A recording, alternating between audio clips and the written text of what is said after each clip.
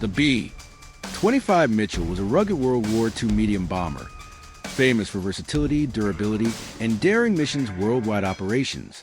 Let's talk about it today. The deep rumble of two radial engines cut through the air like an unmistakable signature. When the B-25 Mitchell appeared on the horizon, it was not merely an aircraft approaching, but a symbol of ruggedness, ingenuity, and human courage. Designed in the late 1930s by North American Aviation, the B-25 was born into a world rapidly descending into war, and its metallic silhouette would soon become an inseparable part of the landscape of World War II. The aircraft carried the name of General Billy Mitchell, a visionary of military aviation who, as early as the 1920s, advocated the decisive power of aerial attack. The choice was fitting. The B-25 was conceived as a medium bomber, capable of balancing range, bomb load, and structural strength. Its design reflected a clear philosophy. It was neither the fastest nor the largest, but it was reliable, adaptable, and remarkably versatile. Observing the B-25 up close, the first impression came from its solid proportions. The wide fuselage, robust landing gear, and mid-mounted wings conveyed the sense of an aircraft built to endure punishment. Equipped in its most common versions with two Wright R 2600 Cyclone 14-cylinder engines, the Mitchell delivered around 1,700 horsepower per engine. This configuration allowed speeds exceeding 440 kilometers per hour and sufficient range for deep missions into enemy territory. But the B-25 was more than numbers and specifications. Inside the cockpit and bomb bay existed a tense and deeply human routine. The crew, usually composed of 5 to 6 men, shared a narrow, noisy, constantly vibrating space. The pilot and co-pilot divided control and critical decisions, while the navigator, bombardier, and gunners depended on one another amid anti-aircraft fire and enemy fighters. Narratively, the moment that immortalized the B-25 in history occurred in April 1942, during the famous Doolittle raid.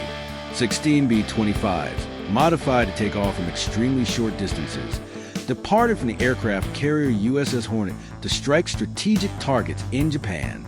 Never before had a medium bomber operated from an aircraft carrier. The mission was bold, nearly improbable, and its psychological impact was enormous. Though the physical damage was limited, the attack demonstrated that Japanese territory was not beyond reach. Following this episode, the B-25 cemented its reputation. It flew in nearly every theater of war: Europe, North Africa, the Mediterranean, and especially Pacific. It was there that the aircraft revealed one of its most feared forms. Some variants, such as the B-25H and B-25J, were equipped with a 75mm cannon in the nose, in addition to multiple .50 caliber machine guns. In low-level attacks, the Mitchell became a true platform of destruction against ships, convoys, and ground positions. The sound of the cannon firing was described by pilots as a brutal kick, capable of momentarily slowing the aircraft. Even so, the B-25 structure absorbed the shock, reinforcing its reputation for toughness. Accounts were common of aircraft returning to base with severe damage, extensive holes in the fuselage, compromised control surfaces, or sections of wing missing, and still landing safely. Visually, the B-25 carried the raw aesthetic of war. Paint schemes of olive, drab, gray, or tropical camouflage were marked by insignia, nose art, and mission tallies. Each aircraft seemed to tell its own story, shaped by the crew who flew it.